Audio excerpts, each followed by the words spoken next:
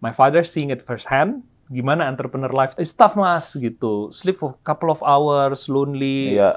You really want to have that life or not gitu. Ya di sini passionnya. Tapi kenapa klik akhirnya membangun bisnis itu? I think the realizations of what we create can change people life. Jadi betting yang kita ambil itu kita invest di demand dulu. Walaupun resiko reputationsnya tinggi. Kita minta demand tapi supply-nya nggak ada, resikonya tinggi. Cuman harus clear dulu nih siapa yang mau dibantu nomor satu. Nah baru ketika demand-nya sudah ada, that's why kita bilang supply it's a good problem gitu.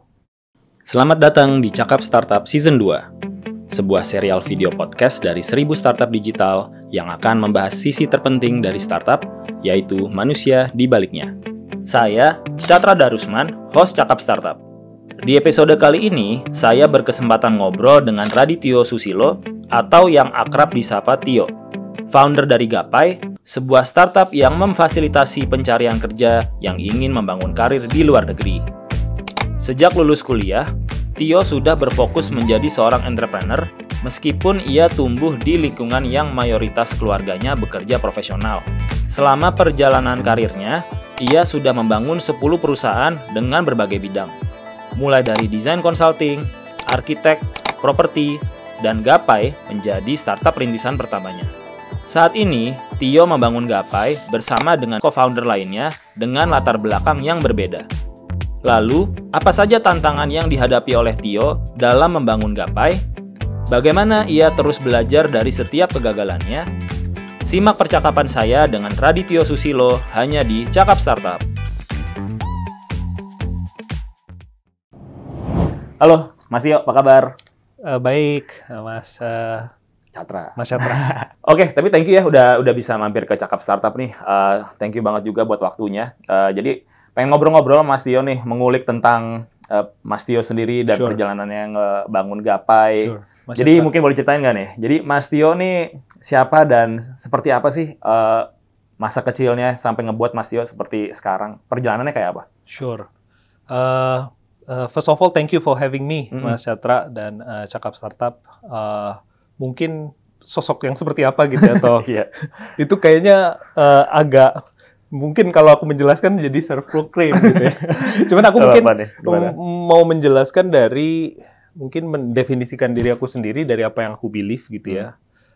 Jadi I really believe in empathy gitu ya. Jadi believe that people are genuinely interesting gitu ya.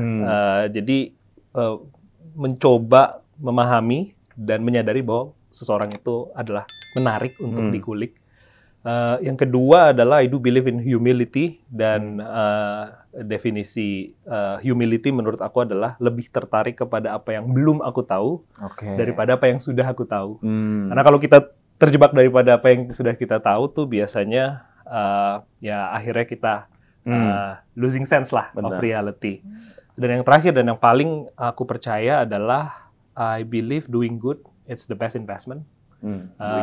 Aku beragama, aku percaya pahala gitu ya. But at the same time in business, doing good is very great investment gitu. Jadi, that's who I am gitu. Wah, jadi ada humility, empathy, sama doing good ya. Yes. Nah, itu menarik sih, itu kayak 3 pilar utama yang membentuk manusia jadi manusia tuh ya. Betul. Nah, cuman jadi penasaran juga sih. Nah, ini sebelum kita masuk ke apa namanya, ke bagaimana Mas Tio ngebangun si Gapai. Tapi kan modalnya 3 ini paling dasar, fundamental banget ya. Betul. Itu dibentuknya gimana tuh Mas? Dari waktu masa SD, SMP, SMA itu ngebentuk sampai Mas Tio punya belief 3 itu, ada cita-cita khusus gak tuh? Ya, menurutku paling utama di parenting sih. Di mana orang tuaku itu mencoba mendesain anaknya untuk satu tough, yang kedua bisa bergaul dengan semua orang gitu ya. Jadi ketika aku memiliki masalah dan frustrated gitu, tidak dikasih solusi secara langsung gitu, tapi dibiarkan untuk menyelesaikan sendiri, dan biasanya membutuhkan orang lain tuh. Kalau nggak punya empathy, nggak bisa tuh akhirnya kita menjadi orang yang demanding gitu kan. Kemudian yang kedua adalah the importance of knowledge gitu, ilmu gitu. Dan almarhum ayahku bilang bahwa root-nya ilmu adalah keingintahuan atau curiosity. Dan untuk mencapai hal tersebut, kamu harus tertarik dulu sama yang kamu nggak tahu. Kamu harus sadar bahwa banyak yang nggak kamu ketahui gitu. Dan ya goes on sampai akhirnya masuk ke dunia kuliah dan entrepreneurship. Premisnya membantu gitu. Jadi ada orang punya problem, kita bantu, and then secara mudah dia mau membantu kita kembali gitu. So dari situ mungkin terbentuk karakter dan juga ya bagaimana aku berpikir gitu ya dan berperilaku ke depannya gitu sih. Setuju banget sih ya. Benar-benar dari apa? Dididik dari rumah ya pertama. Dari ya. rumah. Dari rumah. Jadi kalau tadi aku bisa benang merahnya adalah dididik menjadi keras tapi juga harus bisa adaptasi untuk juga ada bukan lembek ya, tapi ya humility juga. Kalau terlalu keras means maunya jadinya ego kan ya. Kalau terlalu keras ya terlalu ego, mungkin bisa jadi merasa tidak membutuhkan orang, yang mana kita tidak bisa hidup sendiri juga kan. Definitely. Menarik. Nah, dari situ berarti membawa sampai ke kuliah waktu kemarin di Prasmul yang ngambil marketing berarti ya. Pertama. Nah, itu emang interestnya kan berarti tadi berangkat dari knowledge dan curiosity. Apakah itu juga berangkat dari curiosity di bidang marketing, di bisnis atau mungkin suruhan biasa di umur-umur kuliah kan ikut-ikut aja lah, atau lihat kayak di luar lagi ramai nih ikut aja lah, suka nggak suka ikut-ikut aja, atau gimana tuh bisa ke sana? Actually it's by accident karena pilihan pertamanya adalah finance. Finance. Pengen CFA terus benar-benar jadi ayahku ya melihat lah potensi karir financial analyst itu bagus gitu. Tapi harus milih kedua. Nah, aku ngelihatnya kan ada pilihan marketing, bisnis, finance, accounting. Accounting aku kurang suka, bisnis menurutku masih too general, harus punya sharp edges gitu ya. Ya kedua marketing deh gitu. Nah, di Prasmul kan ada psikotes dan segala macam. Ternyata personality-ku tuh sangat marketing gitu. Akhirnya aku masuk, and then ya di situ passion-nya benar-benar kebuka gitu. Untuk akhirnya ya curious to solve human problem gitu. Karena kan marketing is basically a problem solver gitu. Dia melihat fenomena di masyarakat, dia mengartikulasikan versi masalahnya, mencoba membuat produk, bisa mengkomunikasikan ke pasar. So, ya ternyata forte-nya di situ gitu. Jadi been very blessed sih di marketing. Tapi berarti waktu mendapatkan validasi dari psikotes sendiri itu juga baru pas lagi mau tes Prasmul, itu bukan dari kayak SMA kan biasanya suka ada tuh ikut tes ini, tes minat bakat lah. Iya. Belum pernah ikut tes minat bakat sih. Baru pas Prasmul itu dan di situ juga I don't really know marketing apa itu gitu at the time gitu ya. Aku taunya selling gitu. Selalu keblinger tuh awal-awal gitu. Waktu belum ngerti kayak sales marketing bukannya sama ya berapa gitu. Definitely waktu aku masuk dan belajar di Prasmul, marketing is more than that. It's a value gitu kan. Bagaimana menciptakan persepsi, gimana orang di Jawa itu ngomong motor Honda gitu kan. Gimana orang sikat gigi odolnya maunya Pepsodent. Itu adalah sesuatu yang bisa ya itu di-create sama creative thinker names marketers gitu. Nah dari situ aku ngeliat kayak it's more than that, dan dari situ ya curiosity-ku berkembang. Tapi di saat ngambil marketing itu apakah memang sudah ada inspirasi atau misi untuk membangun sesuatu bisnis atau di saat itu masih kayak nanti kita kerja dulu atau apa, atau inspirasi untuk membangun bisnis sudah dari dulu banget atau gimana? Aku dari SMA not build business ya, tapi selling ya. Maksudnya aku berdagang dulu di FJB Kaskus. Wah, Kaskus dikasih kamera apa cendol lebih seringnya sih cendol lah ya kayak. Alhamdulillah cendol. Karena seller trusted. Waktu itu udah banyak jualan dulu tuh, beli di Pasar Senen, flanel, jual lagi di Kaskus. Selling lah gitu. I really liked it gitu karena I never thought people would buy something for me gitu. Dari internet lagi ya? Dari internet. Yang nggak tahu terpercaya apa. COD gitu. Terus kayak pas dapet duit nih gitu kan. I love selling gitu. Tapi kenapa membangun bisnis gitu akhirnya gitu ya? Sebetulnya Again, parenting really close with my parents, dan ayahku, kakakku, adikku itu professional semua. Dan my father seeing it firsthand, gimana entrepreneur life tuh, gitu. Karena bosnya entrepreneur gitu kan. It's tough mas, gitu. Sleep for a couple of hours, lonely. You really want to have that life or not, gitu. Kata ayahku. Dan ya di sini passionnya gitu, dicoba dulu. Nah tapi kenapa Klik akhirnya membangun bisnis itu, I think the realizations of what we create can change people life gitu. Jadi waktu itu tuh di Prasmul ada pameran bisnis baru gitu. Nah pameran bisnis baru itu butuh booth, butuh logo, butuh branding, butuh advertising. Sementara passionku juga di desain pada waktu itu. Di desain, dan aku coba bikin logo, terus habis itu booth-nya seperti apa, collaborate sama partnerku di UPH, interior architect, dan akhirnya bikin tuh booth, brand, terus advertising di majalah gitu.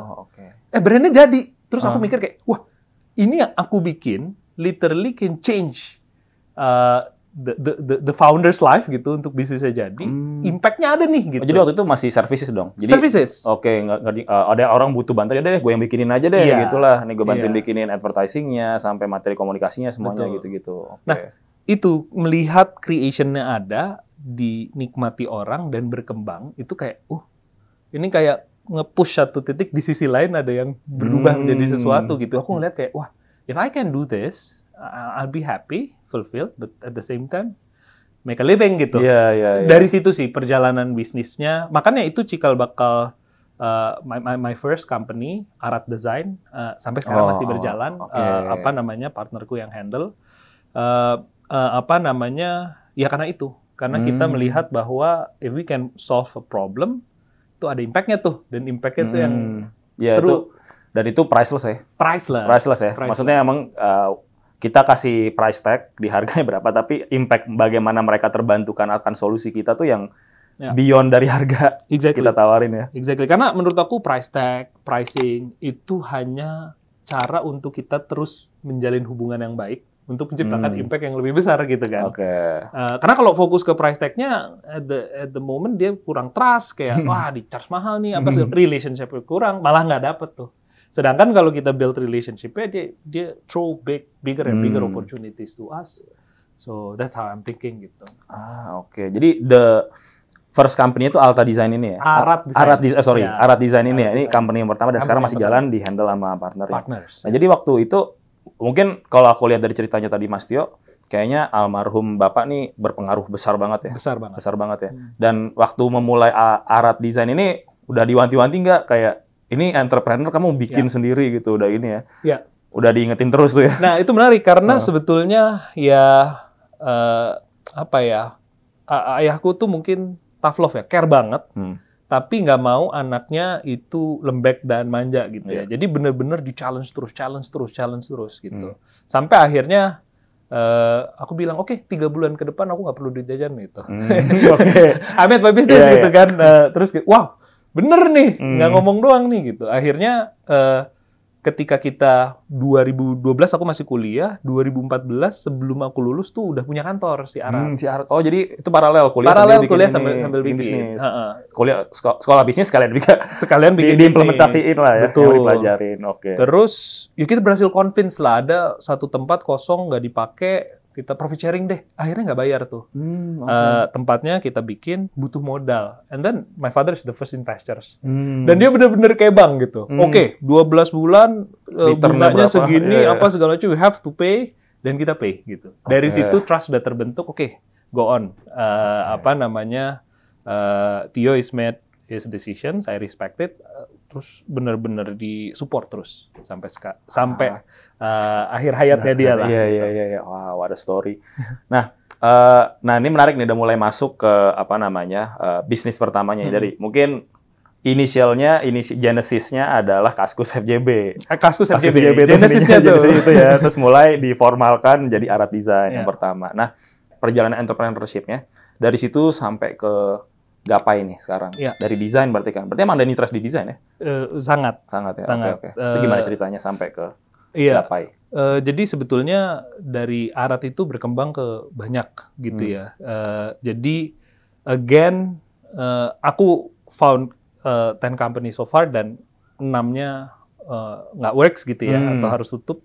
Aku pikir 60% ini 60% conversionnya drop ya. drop. Itu mungkin buat teman-teman juga mau lihat kasih juga yang nonton. Realitinya gitu. Coba 60%, or bahkan bisa kadang beberapa cerita ada yang bisa sampai 90% gagal semua. Exactly. Iya. Ya, itu sebetulnya aku ngelihat lesson learn-nya adalah if we genuinely want to help the consumers, sustain to business. Karena mau Arat Design ada ruang 48. Ruang 48 is property management. Kita manage sekitar 5 properti lah di Jakarta, co-working dan lain-lain. Kemudian Persona is branding house dan Gapai gitu ya. Ini semua nggak ada yang pakai modal. Dalam artian we start to find a problem to be solved, coba dulu and then getting trust, habis itu jadi gitu. Sedangkan yang 60% adalah idealism gitu. Saya mau buat ini adalah brand saya. Brand saya harus seperti ini, and then try to figure it out marketnya. Jadi aku pikir kayak kalau market dulu, and then kita coba respons marketnya, itu lebih tendensinya lebih bisa bertahan. Tapi kalau kita kayak punya idealism, saya punya restorannya gini apa segala macam ya, tough buat aku. Mungkin karena aku punya gagasannya di aku, again, empathy, humility-nya nggak masuk gitu, nggak jalan. Nah, Gapai itu benar-benar respons market. Dalam artian pertamanya idealismnya adalah academics. Karena aku ngajar di Prasmul 5 tahun, aku pengen coba gedein ibaratnya impact ngajarku ke wider audience gitu. Karena mahasiswa Prasmul ya privilege lah, gitu. Mindsetnya udah oke. Aku diajak ke program UN, ILO untuk ngajar buruh-buruh pabrik. Terus habis itu aku ngajar penenun di Flores dan lain-lain. Dan itu marketing, ngajarnya apa? Ngajarnya tuh bisnis. Oh, bisnis. Jadi buruh pabrik yang di PHK, penenun di Flores yang tenunannya bagus tapi nggak bisa jual. So I try to sell, teach how to sell dan lain-lain. Nah aku nge-realize bahwa wah mindsetnya oke banget nih.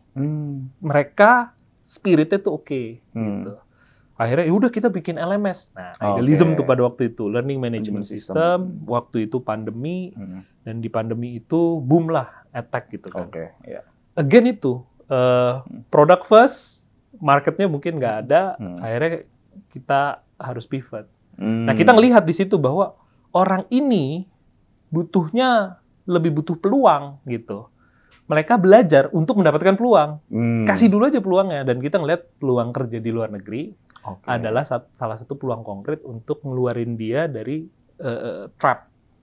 poverty trap-nya dia. So that's how Gapai started lah. Gitu. Nah, yang menarik juga waktu itu udah mulai ada co-founder? Sudah mulai ada co-founder. Itu proses menemukan co-foundernya gimana tuh? Emang teman lama atau gimana? Iya. So one of it actually fellow partners di Arat Design. Mas Ogi namanya. Mas Yanda adalah co-founderku ya. Mas Yanda adalah kliennya Arat Design dulu. Oh, tadinya kliennya. Terus bangun trust dan puas sama terus nah, Mas Faisal itu teman di Prasmul. Mas Faisal punya rekan Mas Aji, dua-duanya engineer nih. Dan udah senior positions. Awalnya kita ngajar. Aku ngajar entrepreneurship, Mas Aji dan Mas Faisal ngajar program, coding gitu. Terus baru akhirnya, ada Antler nih pada waktu itu. Antler. Kita coba yuk, kita bikin ide, akhirnya kita bentuk co-founding team, habis itu kita coba, fortunately dapat tuh ID1. Gitu. Dari 76 orang ke 25 tim, 11 yang waktu itu diinvest. Dari situ muncul, tadi awalnya academics. Academics itu dulu. Doesn't work out, pivot ke Gapai. Gitu. Nah itu sih. Di saat itu masih udah full time loh. Teman-teman tadi kan ada senior engineer, partner-partnernya. Itu berarti mungkin masih di tempat lain. Itu udah full time atau gimana biasanya proses awalnya? Itu ya, bertahap ya.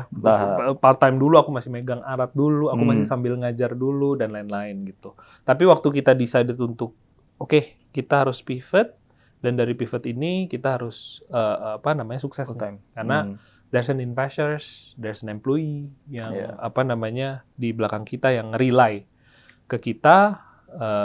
Nggak lucu nih kalau kita nggak full time gitu. Akhirnya aku dengan berat hati lepas aku titip ke partnerku untuk Arat dan Ruang 48 dan aku izin ke dosen seniorku untuk berhenti ngajar dulu. Itu mungkin pertengahan tahun lalu. Dan dari situ kita full time dan memang fokus tuh matters gitu. Oke.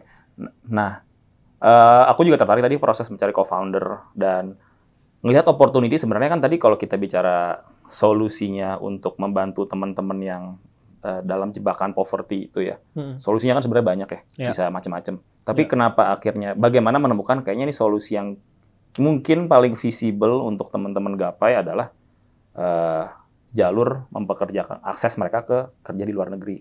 Nah, kenapa memilih itu? Kan sebenarnya banyak ya kalau kita bicara peluang kan ya kerja di lokal, funding, or apalah ya, akses ke market sinilah misalnya hasil-hasil karyanya ditaruh di supermarket mana-mana, range market, ya chain supermarket atau apa. Nah, itu kenapa akhirnya memilih yang ini kita kasih akses mereka ke luar negeri deh. Ya, interesting questions, Mas Catra. Jadi sebetulnya inspirasi awalnya tuh buku Abhijit Banerjee dan Esther Duflo, namanya Poor Economics. Poor Economics. Dia menang Nobel Prize of Economics tahun 2019 kalau nggak salah. Esensi dari risetnya adalah poverty trap itu rata-rata result dari circumstances, bukan orangnya. Lingkungannya, gitu. Keterjebakan dia dalam sebuah lingkungan di mana nggak ada jalur nih, gitu. Kalau mau dia nggak punya uang, tambahan dana, misalnya ketemunya sama rentenir, terus dia mau pilihan pekerjaannya terbatas dan lain-lain. Jadi salah satu cara konkret untuk mereka keluar adalah keluarin dia dari circumstances-nya. Gitu. Nah, sedangkan keluarin dari circumstances-nya ini, kerja di luar negeri ini konkret gitu. Gajinya bisa nambah 3 kali lipat, dia bisa send the money back, dia bisa ketemu culture baru, dan yang paling penting dia bisa sadar bahwa Indonesian workers are needed by the world dan kualitasnya nggak kalah sama worker-worker yang lain. Itu sih, aku ngerasain juga waktu Arat Design berkembang dan akhirnya lumayan stuck gitu ya. Aku ngelanjutin kuliah di luar dan di situ aku ngelihat bahwa oh iya, kita ini secara mindset, secara potential, raw potential ini nggak kalah nih sama dunia nih gitu. Nah, itu yang aku sebetulnya pengen paparkan lah gitu. Diaspora itu transformatif. Jadi sempat kuliah di luar juga ya? Di mana? Di Domus Academy di Milan. Oh, Milan. Ikut bola juga? Nonton pasti. Bapaknya AC Milan, anaknya Inter Milan. Berantem tuh dia. Terus pas lagi di Milan juga lagi kan? Pas di Milan juga. Itu religious. Dalam artian kalau kalah nangisnya nangis, kalau senangnya senang. Itu aku, wah bisa gini ya? Benar, itu kan yang tadi dibilang juga circumstances ya. Maksudnya ya masuk ke dalam situ dan ternyata kulturnya seperti itu, kita immerse ya, otomatis ke bawah aja. Mungkin nggak suka bola, nggak suka amat, tapi euforia dan nangisnya juga bisa dapet tuh. Ya, how can you tell that? Harus ada di sana gitu. Nggak bisa dijelasin apa ini, nggak bisa. You have to experience it gitu. Nah, itu tuh ngambil apa di sana kuliah? Aku ngambil business design. Jadi master in business design. Itu very interesting karena itu bagaimana designer think like a entrepreneur dan bagaimana entrepreneur think like a designer gitu. Jadi di situ ada arsitek, interior design, product manager, ada entrepreneur, ada strategist dan lain-lain ngumpul and then make an innovation. Nah, ini menarik sih, maksudnya aku mungkin juga mau mendalamin ini ya, buat teman-teman juga pasti sebuah insight yang menarik tentang desain. Ini kan juga mungkin juga banyak yang masih melihat tuh desain itu estetik ya. Desain itu estetik, hitam-hitam. Terus hitam-hitam terus kayak art gitu kan yang sifatnya kayak terus kreatif banget kayaknya wah anak-anak seni itu ya desain atau apa. Nah, jadi ini kan sekarang ada term yang menarik ya, business design. Jadi boleh mungkin juga dipaparin juga nggak sedikit buat insight ke teman-teman kalau desain itu juga sangat penting dalam membangun bisnis dan desain itu mungkin juga sebuah mindset ya, bukan fotografi, bukan logo, bukan pemilihan warna. Gimana? I think mulai dari definisi ya, bahwa desain adalah keberanian seseorang untuk memecahkan masalah society. Nah, itu dulu gitu. Karena kan definisi desain, ini desain grafis, kan banyak logo, atau arsitektur. Tapi, whether it's architecture, product, itu tuh selalu ada keberanian dari seorang desainer untuk, guys, I think the solution kursinya kayak gini deh. Gitu. Dari mikro decisions yang diambil, lakukannya seperti ini. Tapi, in the end, it's a courage gitu ya. Menawarkan ke dunia, ini tawaran solusi saya. Gitu. Yang fungsional dan indah. Gitu. Kenapa? Karena indah adalah bagian dari hidup gitu ya. Kita harus senang melihat apa yang kita buat. Dan mudah juga. Dan kalau digital UX lah ya. UX. Experience-nya harus ini loh, mau sebagus apa experience-nya juga nggak mudah dipakai juga. Exactly. Nggak ini So that's one thing. Nah, ternyata mau itu marketer, mau entrepreneurship, mindset-nya sama nih. Jadi, we build an empathy, kita lihat apa yang orang rasakan, masalahnya ada di mana, get more curious gitu ya. Dan dari situ kita menemukan bahwa I think ada problem nih di sini, yuk coba solusikan dengan cara ini, yuk kita coba tawarkan gitu. So, itu menurutku alignment yang sangat kuat. Makanya kayak entrepreneurship through design, courses-coursesnya gitu ya, design thinking, product strategy. It's basically benar-benar mencoba untuk berempati dan berani menawarkan gitu. Jadi aku pikir desainer yang hebat adalah sama tuh risk takingnya kayak entrepreneur gitu. Dia berani untuk, no, I think my version of home ini kayak gini gitu. Dan dia bisa bilang enough is enough, Walkman is enough, let's create iPod gitu kan at that time gitu. Nah itu adalah sesuatu yang energinya aku sangat suka sih.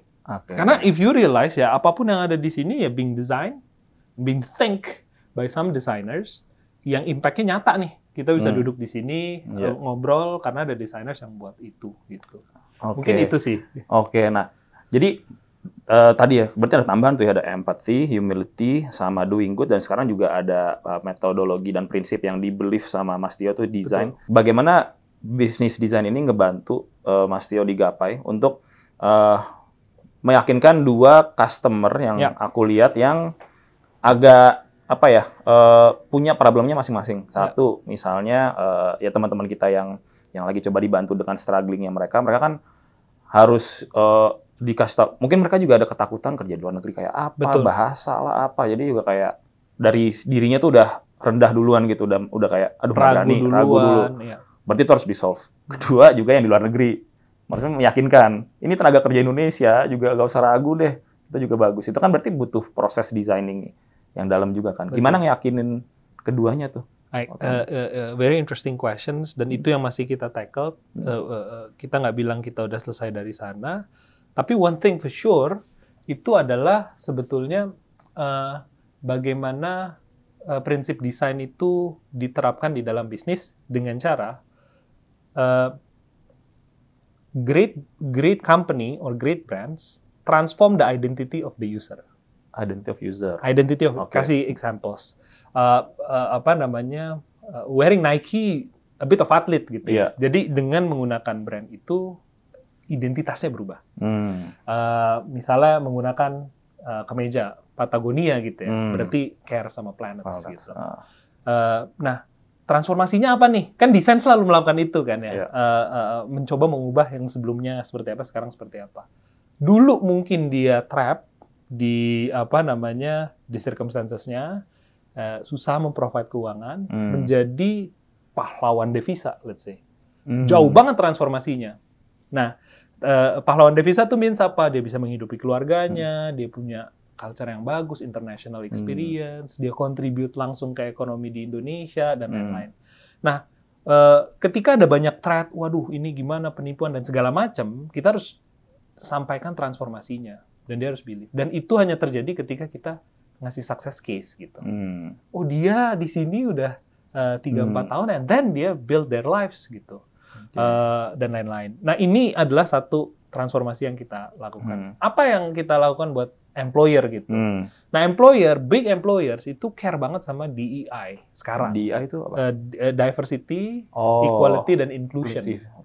Nah, having Indonesian talents itu menjadi sebuah matriks yang luar biasa. Gitu. Karena ya mungkin Indonesian talents tuh belum ada di radar kalau di formal jobs gitu ya. Jadi melihatnya India, Philippines, mungkin Vietnam. So having many nationalities itu matters buat mereka. Tapi juga again design, experience. Jadi kita nggak ngomong Indonesian talent bagus, yuk lihat aja. I provide you with the qualified candidates and then you speak. Nah ini yang di industri nggak ada nih gitu. Jadi biasanya ada orang butuh apa? Kasir apa segala macam, ya udah akhirnya langsung cari, ada orang di lapangan mencari terus kasih gitu. Sedangkan kita ada layers of screening, ada CV screening, ada initial interview jadi yang dapat ke mereka itu is the best of the best lah. And then mereka kayak wow, mereka nggak tahu nih gitu. Bahkan one of our clients bilangnya adalah Oke, saya manager of a third world countries gitu. Third world countries. Indonesia di department manager of third world countries. So us is the third world countries. Unfortunately yes, based on my company. Dan dia lihat dan dia kayak, wow, Indonesian talents are good gitu. Retention rate-nya rendah, kepulangannya rendah, motivasi kerjanya bagus dan lain-lain. Ini yang sebetulnya dua-duanya balik lagi ke mindset gitu. Bagaimana ngubah mindset takut, ragu, ngeri menjadi transformasi tadi, dan bagaimana kayak apa sih third world country Indonesia menjadi sesuatu yang kayak I think I want more gitu. Nah itu sih mulai diperhitungkan ya. Exactly. Tapi kayaknya sorry nih, tadi mungkin buat teman-teman juga aku kayaknya langsung agak lompat. Boleh ditarik lagi nggak? Boleh. Gapai itu apa? Oh, gapai itu apa belum? Tadi kayaknya belum sempat ngobrol nih. Bener. Sorry nih buat yang lagi pada denger ya. Jadi kayak tadi langsung lompat karena udah terlalu excited. Cuman mungkin bisa ceritain nggak gapai akhirnya itu apa dan value apa yang dikasih ke customer dan. Jadi gapai adalah sebuah platform yang membantu pekerja di Indonesia mendapatkan pekerjaan di luar negeri sebagai skilled professionals. Jadi mungkin kita memfasilitasi orang di Indonesia yang menginginkan, intensinya sudah ada tapi belum tahu caranya seperti apa. The conventional way is to go through agent, terus habis itu dia mendapatkan informasi pekerjaan, habis itu dia mengikuti runtutan interview dan lain-lain. Kita coba bikin semua informasinya upfront.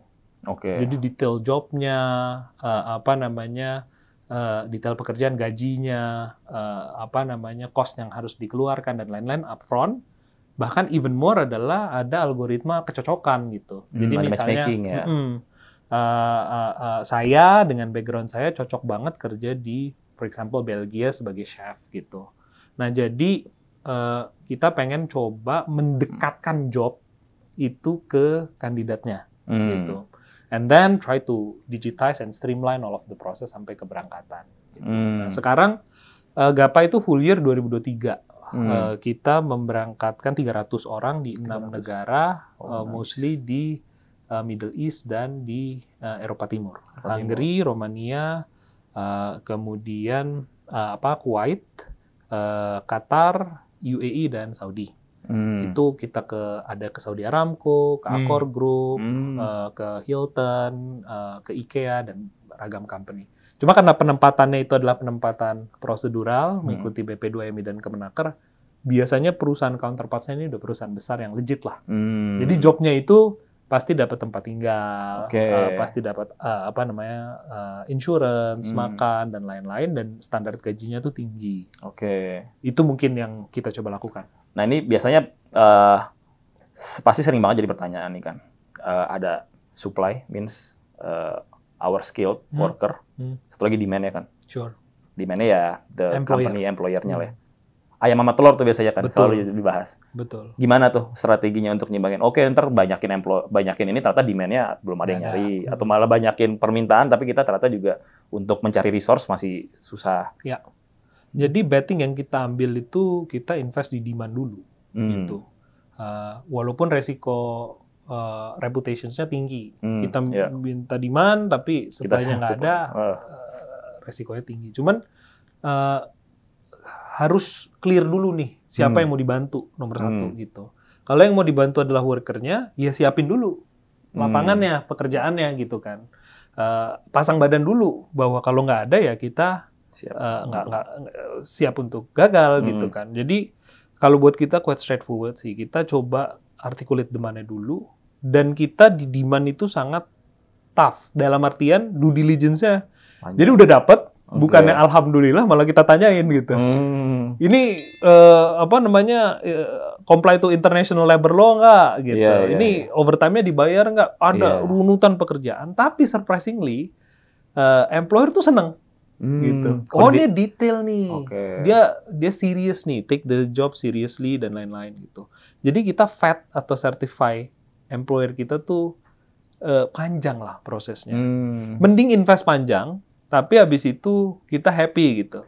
Kita ngelihat di Instagram story kandidat-kandidat yang udah kerja di Qatar, wih asik banget hidupnya kan, happy kan gitu. Nah, baru ketika demand-nya sudah ada, that's why kita bilang supply it's a good problem gitu. Dalam artian ya coba fine, tapi sadari bahwa kita tuh 167 juta pekerja di usia produktifnya. Yang salah siapa? Pekerjanya tuh kita kalau kita nggak bisa ngumpulin gitu kan. Nah, akhirnya kita masuk ke supply. Cuma demand is always a magnet in our business gitu. Nah, sebenarnya kan menarik juga ya kalau kita bicara demand-nya dari industri yang Mas Tio jalanin sama Gapai gitu ya. Demand sendiri kan sekarang juga dengan digital lah ya sekarang.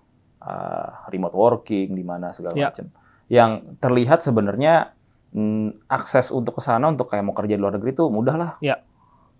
Lihat ya biasa lah ya kalau mungkin kita Upwork atau bahkan juga sekarang LinkedIn, saya juga suka di approach beberapa yang luar-luar. Quote and quote, bukan, saya belum due diligence sih, cuman kayak ya lihat-lihat sedikit kayak startup baru. Jadi kayak terlihat sangat banyak demand-nya, dan akses dari demand itu ke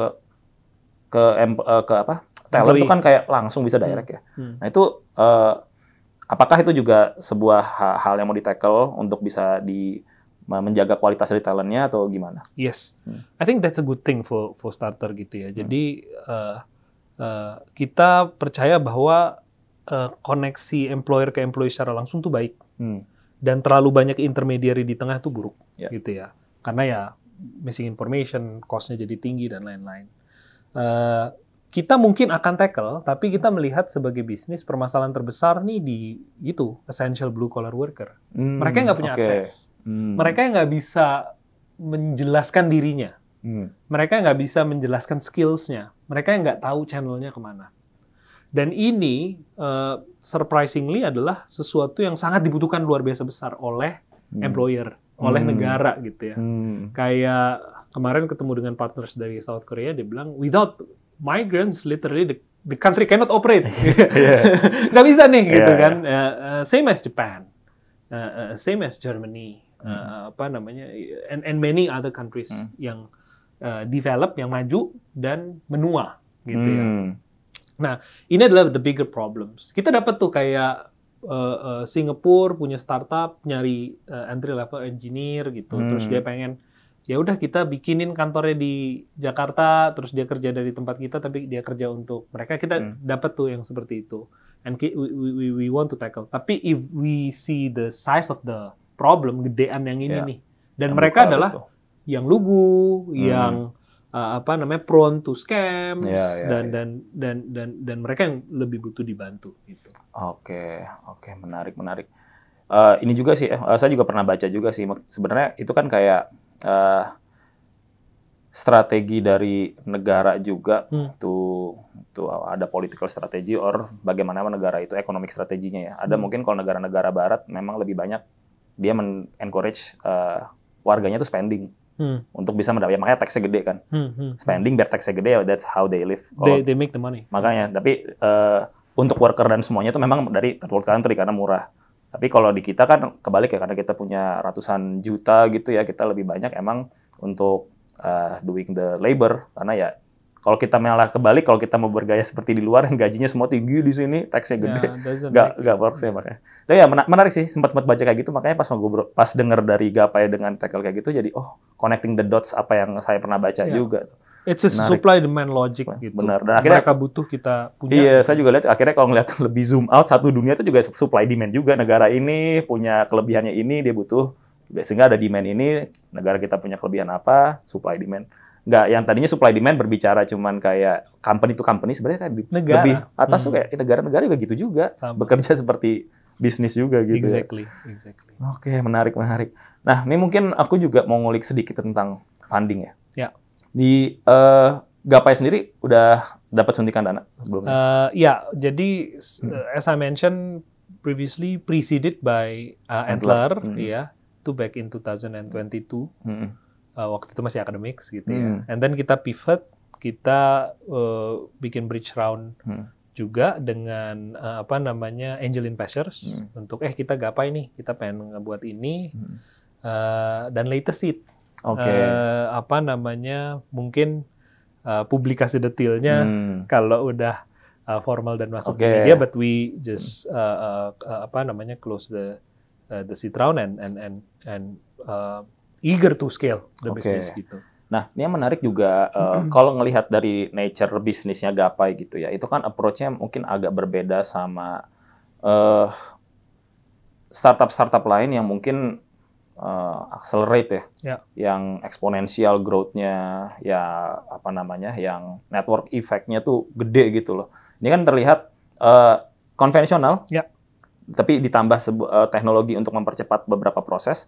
Itu berarti kan mungkin juga appetite dari para investor beda-beda nih ya. Nah, ini juga mungkin mau ngasih tahu ke teman-teman yang lagi nonton kalau investor pun juga ada dengan appetite masing-masing loh gitu ya. Dari proses pencarian investornya Gapai gimana tuh? Sure, I think menarik tuh bagian pertama dari pertanyaannya terkait dengan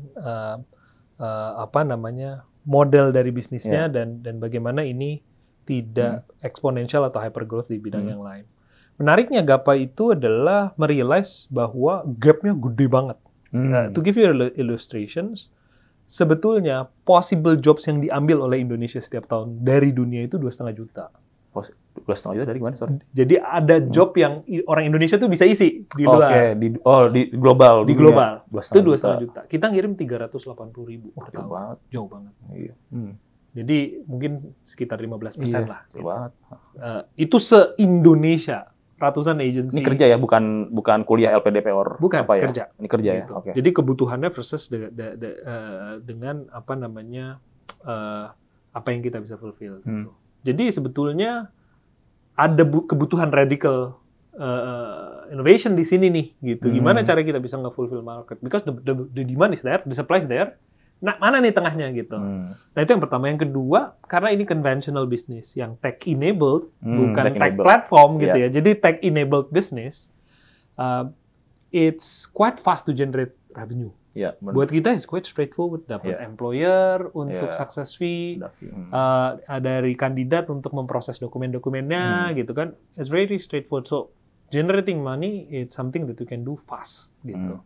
Nah, appetite investors tuh juga tertarik tuh ke yang generating money at the beginning tapi punya possibility of scalable dan lain-lain. Nah, aku melihat ini tesisku ya, tapi aku melihat patternnya cukup align. Jadi Indonesian successful startups nggak semuanya tapi punya tema digitizing the informal economy. The informal economy, oke. Ojek, warung, petani, habis itu perikanan fishery gitu. So informal economy is the real economy of Indonesia. Cash basis, terus habis itu fragmented, terus chaotic gitu. Itu ekonomi terbesar ada di situ gitu. Nah, the one who can tackle how can we create an integrity on the market gitu ya. Jelas, kredibel. Ya, Tokopedia sama Shopee itu juga kan merchant basis kan, itu informal gitu. Nah, kita ngelihat sebetulnya PMI, pekerja migran Indonesia, it's one of a still informal sectors dari segi populasinya yang kita bisa innovate gitu. Nah, mendapatkan tesis itu make it a lot easier to see the long term vision gitu ya. Karena sebetulnya bagi investors kan, how can you reach $100 million yearly revenue gitu ya. Ya buat kita itu cuma 100.000 placement per tahun, which is tadi kebutuhannya 2,5 juta gitu kan. Belum kita ngomong remitansi, ngirim duit balik. Jadi kita ngeliat bisnis kita tuh ada sekarang placement, memberangkatkan, post placement, remitansi, re-employment yang udah kontraknya habis. Dan kalau di Filipina tuh udah sangat maju sampai bicara money management. Jadi remittance langsung ke KPR, langsung ke tabungan retirement. Dikelola sama platform. Dikelola sama platform. Iya, itu udah pada IPO tuh di Filipina. Okay. Karena Filipina sangat maju ya di situ. Belum ke pre-placement, upskilling, certification dan lain-lain. So horizonnya ada, marketnya ada, tesisnya align. Nah di situ kita ya diminati lah. Oke. Mungkin one tips saja deh. Kalau misalnya teman-teman kan juga pasti yang nonton terinspirasi ya untuk mungkin jalurnya ada beberapa atau banyak juga yang pengen investment. Itu ada tips and trick nggak kalau at least early stage ya baru mulai. Pengen ngobrol sama investor itu how to approach dan jualannya gimana ya biar menarik. I think first principle-nya kalau menurut aku having a medium team on the right market, it's far more better than having a strong team in the bad market. Bad market. So, menurutku understanding market dan possibility ke depannya itu tuh penting gitu. Dalam artian misalnya ya, jargonnya AI, marketnya apa gitu, ya kan? Jadi, if you do AI and then you say AI is an industry, dari perspektif konsumen apa nih gitu? Kalau dari perspektif konsumen aku kan orang yang mau kerja ke luar negeri gitu. Itu marketnya berapa orang? Berapa available marketnya? Berapa available demand-nya? Nah, ini yang menurutku harus difahami oleh founders paling pertama. Karena ya I think academics is a good product in a not so good market. Gitu. Gappa is a medium product in a very good market, we see. Nah, jadi market itu menurut aku nomor 1 penting. And then I think ini bukan klise, tapi you really need to have passion on telling the investors that I can make it, I can do this, I can solve the problem. Kenapa? Karena ya investor facing with hundred of portfolio applicants. Dia tahu bahwa entrepreneurship ini sangat sulit gitu. Jadi kalau si orang yang nggak punya energi yang cukup, KO nih. Gitu. Jadi having the energy and passions by explaining the problem gitu. Biasanya kan technical ya. Jadi kamu ceritakan problemnya dulu, solusinya dulu. I think you just tell the story, convince the market size, and convince you are the right person, and then build a conversation gitu. Jarang yang menurutku kayak formal pitch deck apa segala macam. Mungkin kalau udah dia tertarik second meeting sama partnernya, IC meeting gitu. Mungkin you need to prepare gitu. Tapi pertamanya you need to spark the energy dulu. To throw the bait dan catch the hook-nya dulu aja lah dulu ya. Exactly. Makan dulu umpannya. What do you want to do? Apa marketnya? Kenapa lu gitu? Kenapa Anda gitu ya? Yang harus nge-solve dan gimana cara nge-solve-nya? And then tell a story. Imagine being an investor, setiap bulan 300-400 portfolio. Berat untuk dengerin pitch yang nggak punya energi gitu. Aduh, ini apa lagi gitu. Ya kata kita empathize juga dengan investors ya. Dia talking with hundreds and hundreds of possible investee gitu tiap bulannya. Jadi you need to give the energy gitu. Oke. Nah, berarti dari Mas Tio sendiri untuk selalu punya energi untuk ini apa nih? Kan balik lagi ya tadi, menjadi founder, entrepreneur itu kan sulit ya. Nah, Mas Tio sendiri untuk selalu punya, pasti kan ups and downs lah ya, pasti jenuh, or bahkan kalau lagi stuck juga udah mumet pikirannya juga, udah nggak bisa mikir. Untuk selalu punya energinya ada, biasanya apa yang dilakuin? I see. Mungkin kalau aku balik ke perjalanan karirku di awal gitu ya, jadi seeing what I create, itu dinikmati orang tuh fulfilled gitu ya, happy. Kita tuh selalu nemenin kandidat kita berangkat. sampai bandara. Gitu. Nah di bandara itu tuh mixed feeling tuh. Dia bangga, tapi sedih juga, excited. Itu tuh raw energinya kuat tuh. Jadi aku ngelihat bahwa I think you need to have that in business gitu. Apa yang dicari nih? Other than monetary growth, profits gitu. Momen itu aja tuh udah cukup gitu. Untuk akhirnya menjustify kenapa kita melakukan ini at the first place.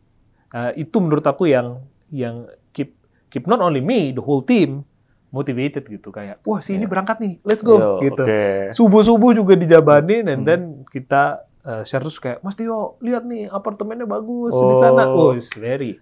It's very nice. Apa itu yang aku nikmati. Ya mungkin itu what gave me having the energy ya. Outside of it ya, you need to have something outside works gitu ya. Buat aku olahraga sama ke alam bebas sih yang paling recharge. Sering ke nature ya, jalan-jalan ke alam gitu ya. Oke, nah berarti ini aku udah mau sesi terakhir nih. Boleh. Goalsnya Mas Tio nih. Tadi kan udah banyak banget ceritanya, ada perjalanan dan kayaknya memang punya visi yang besar juga nih bareng bareng Gapai. Tapi kalau as a personal, ke depan ada goals tertentu yang masih mau dikejar atau mau dicapai nggak? Sure. Pertama, kalau dari entrepreneurship, aku ingin sampai di 500.000 placement total gitu. Berarti placement itu adalah memberangkatkan orang. Oke. Jadi 500.000 orang bisa berangkat dari jasa dan platform dari Gapai. Oke. Jadi North Star Metrics kita, nah ini juga penting nih buat founders. North Star Metrics-nya apa nih? Kalau revenue tuh kurang, kadang-kadang tuh kayak, aduh kalau nggak dapet atau gimana gitu kan. Tapi kalau placement kan tadi relate ke bandara dan itu kan. Itu aku pengen capai. Jadi gimana caranya dalam timeline yang kita miliki 5 tahun kita achieve 500.000. Gitu. Nah setelah itu kalau goal aku sebetulnya if I made it gitu, and then have a possibility of exit atau ke stage yang lebih lanjut, aku pengen balik ke academic journey juga. Gitu. Mungkin ambil S3 di bidang ini, terus kembali ngajar dan lain-lain. Jadi ya mungkin kalau personal goals juga pengen kembali ke dunia akademik, tapi sekarang pengen sangat fokus sampai 500.000 di Gapai, so I can bring success to our candidates, to our employee, to our investors, to our co-founders, dan bisa looking back dan bisa happy dengan apa yang coba dibuat. Gitu sih. Oke, nice. Final tips buat teman-teman yang mau bikin startup, ada nggak? Final tips, I don't know. Final tipsnya untuk membangun atau? Ya mungkin membangun, karena teman-teman yang nonton nih biasanya memang yang baru terinspirasi atau baru memulai side project atau sudah bikin tapi stuck rasanya. Ya. Jadi in general kira-kira buat teman-teman yang mau terjun atau sedang menjalankan startup. Ya. I think first of all observe more, create less dulu. Gitu. Oke. Jadi observe more, create less. Biasanya ketika kita consume dengan the idea of bikin bisnis, kita consume ke our knowledge, our own perspective, our own. Akhirnya kita bikin versi kita gitu. Spend time to just observe your markets and see whether you like it or not gitu. Suka nggak nih? Karena gini, kita punya relationship sama employee, sama partner, sama investors. Paling lama nih sama customers nih. Yeah. Are you happy dealing with the customers? Are you happy solving their problem? And are you happy just being around them gitu? Itu sih gitu. Jadi ketika aku ngerasain itu waktu aku empowerment program dengan UN dan ILO gitu ya. Aku seneng banget nih berada di tengah mereka doing good, doing something that's good for them, tapi implikasi energi balik ke akunya tuh tinggi banget. Aku nggak mikir bisnis gitu. Just immerse and then kayaknya I want to do something here gitu. Nah itu tipsnya sih dari aku karena again di dunia startup aku merasa mudah untuk terkencum dengan ide dan gagasan kita gitu dan akhirnya menciptakan sesuatu yang irrelevant. Itu mungkin tips dari aku sih. Oke, nice. Final rekomendasi kalau gitu. Tadi final tips, sekarang rekomendasi. Ya. Biasanya aku suka ngasih pertanyaan terakhir buat teman-teman yang ngobrol di sini. Rekomendasi yang menginspirasi dari Mas Tio. Bisa dari buku, musik atau bahkan mungkin kegiatan atau mungkin podcast di luar Cakap Startup ya. Pokoknya konten-konten atau yang bisa dikonsum untuk bisa menginspirasi dari pengalaman Mas Tio apa? Oke, menginspirasi ya. Jadi kalau buku itu aku sangat terinspirasi sama John Doerr punya buku Measure What Matters. Nah itu Measure What Matters. Ya? Measure What Matters. Itu mengubah paradigmaku bisnis dari sesuatu aktivitas menjadi sesuatu objektif gitu ya. Jadi dia tahu gimana cara ngukur target perusahaan dan lain-lain. It's very good gitu. Itu dari buku gitu. Kalau dari film, biasanya film juga inspirasi tuh.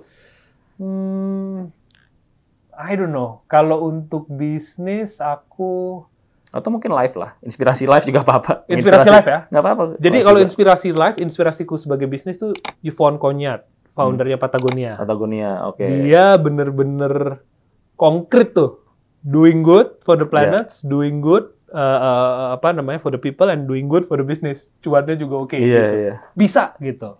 Dan low-key aja gitu. Nggak gimana-gimana gitu. Tapi impact-nya tuh speak loud, louder than his voice gitu ya. Aku suka banget kalau desainer itu Bjarke Ingels, ada arsitek firmnya namanya BIG, tuh berani banget. Jadi kalau bikin tuh radikal gitu. Jadi dia bikin misalnya PLTU, pembangkit listrik tenaga uap, atasnya ski resort gitu. Tapi keren banget. Gitu. Oke, apa sih namanya tadi? Bjarke Ingels, nama firmnya tuh BIG Big. Bjarke Ingels Group gitu. Sama Dieter Rams ya. 10 Principles of Design. Itu udah kalau kaos-kaos hitam gitu. Dieter Rams banget nih. Sama. Gitu. Mungkin kalau podcast. Kalau podcast aku sangat suka Huberman Lab. Huberman Lab. Huberman Lab itu kalau ngelihat orang passionate tuh Andrew Huberman tuh terhadap science, dan dia bisa mengartikulasi science menjadi sesuatu yang sangat mudah dikonsumsi sama orang banyak, dan it's very inspiring for me. Dan kalau buku yang lain, buku-bukunya Gladwell sih. Outliers, Tipping Point. Menurut aku bukan terhadap isi dari bukunya, tapi terhadap gimana Gladwell bercerita tuh very out of the league lah. Dia cara dia menceritakan sesuatu. Kemarin kesini dia sempat kesini kan? Kalau nggak salah. Sempat tapi kayaknya itu dia masuk ke dalam event, tapi kayaknya webinar session. Webinar gitu. Yang benar yang benar sini. Iya. Itu mungkin ya inspirasi yang aku miliki ya. Wah, itu kira-kira perlu bikin another podcast ngebahas yang interest tadi tuh. Gladwell bisa 3-4 jam. Benar. Ntar kita bikin ngobrol di sesi-sesi yang lain. Siap. Anyway, kita udah sejam nih ngobrol-ngobrol, isinya manfaat banget sih semua. Buat saya sendiri juga banyak banget belajar, dan saya yakin juga teman-teman yang lagi nonton pasti banyak banget insight-insightnya. Jadi dari aku, thank you banget Mas Tio buat waktunya. Thank you so much. Thank you for having me. Thank you for insightful questions. And semoga ada conversation selanjutnya nih Mas di pasti dong. Tongkrongan ataupun podcast ikut kita. Siap. So thank you. Thank you ya Mas ya. Thank you semuanya.